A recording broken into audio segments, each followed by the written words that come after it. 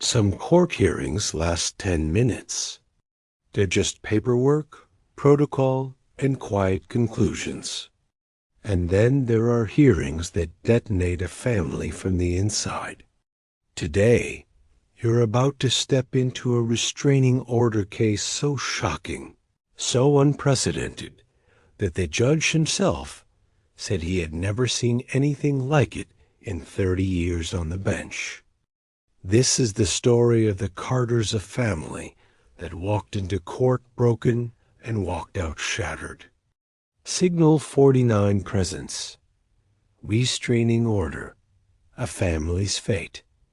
It was just after 8 p.m. when the call came in. A dispatcher answered, 911, what's your emergency? A shaky voice whispered back, I think my husband is going to kill me. Those 8 words split Dana Carter's life into before and after. Police arrived fast. But there was no broken furniture, no bruises, no blood. Just a terrified mother outside and a silent man inside the house insisting he did nothing wrong. But danger doesn't always leave marks. Sometimes it leaves footprints inside the mind. Dana had been documenting things for months, late-night arguments, whispered threats, door slams that shook the frame. And then there was her secret, a recording she hoped she'd never need, 21 minutes long, hidden in her phone under the name Grocery List. The recording began with his whistling, drawers opening, metal scraping, and then a sentence prosecutors would later call chilling. You won see the weekend. But that wasn't the moment that shook the courtroom. That came 14 minutes later. A little girl, soft, afraid, whispering, Daddy, stop. Dana knew then this wasn't just an argument. This was the beginning of something catastrophic. Restraining order hearings usually last 10 minutes.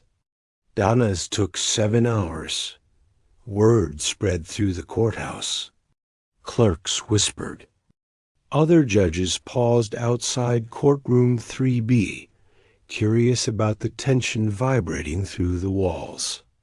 Inside sat a trembling mother, a stone-faced husband, and a judge who had no idea what storm was coming. Dana's attorney laid out the case. Months of escalating behavior, threats, fear. Mark's attorney pushed back with confidence. This isn't domestic violence. This is a marital misunderstanding. Then he said something that made the room shift. If anything, she is the aggressor. Mark smiled for the first time. But that smile faded instantly when Dana's attorney said, Your Honor, we have a recording. The courtroom went silent. Mark insisted the recording was fake, edited, fabricated. So Dana's attorney pressed play. Whistling, drawers opening, metal clinking. Then Mark's voice. You won't see the weekend. People in the gallery stiffened. Mark looked down at the table. But then came the voice no one expected. A little girl, soft, terrified. Daddy, stop. The judge took off his glasses. A bailiff leaned forward.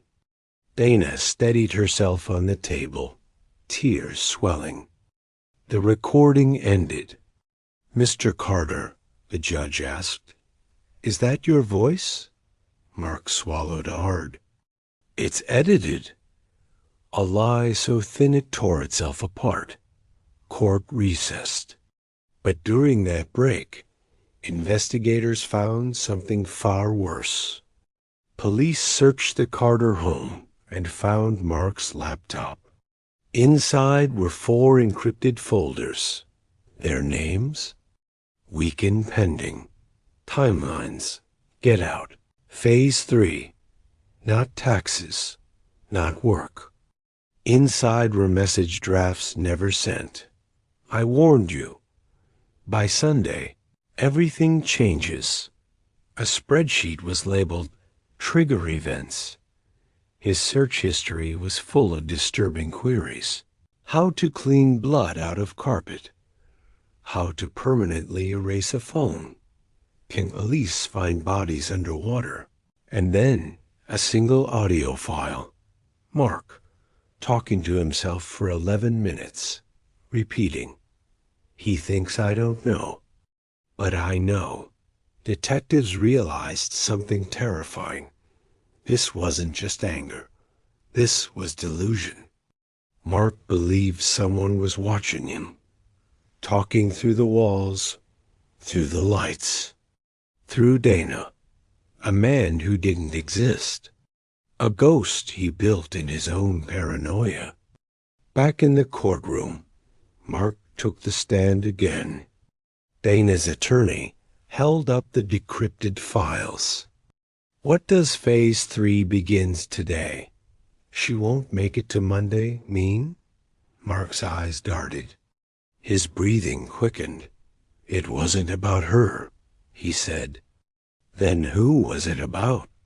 Mark leaned into the microphone. He was watching us. He told her things. He got into her phone. I had to stop him. Dana stared in horror. The judge looked shaken. This wasn't the testimony of a rational man. Then came the question that broke him. If none of this happened, why did your daughter say, "Daddy, stop"? Mark froze. No answer. Only silence. The judge took a breath. This court grants the full restraining order immediately, but he wasn't finished. And due to evidence suggesting preparation for significant harm, this matter is referred to the district attorney for criminal charges. A gasp rippled through the courtroom. As deputies approached, Mark whispered, "He'll get you all too." Even then, he wasn't talking about himself. Mark Carter was charged with criminal threats, child endangerment, evidence tampering, and preparation for premeditated harm. Psychiatric evaluations revealed severe paranoia, delusional thinking, and a deteriorating mental state. He accepted a plea deal, 9 years in state prison, mandatory psychiatric treatment. Dana moved her children across the state.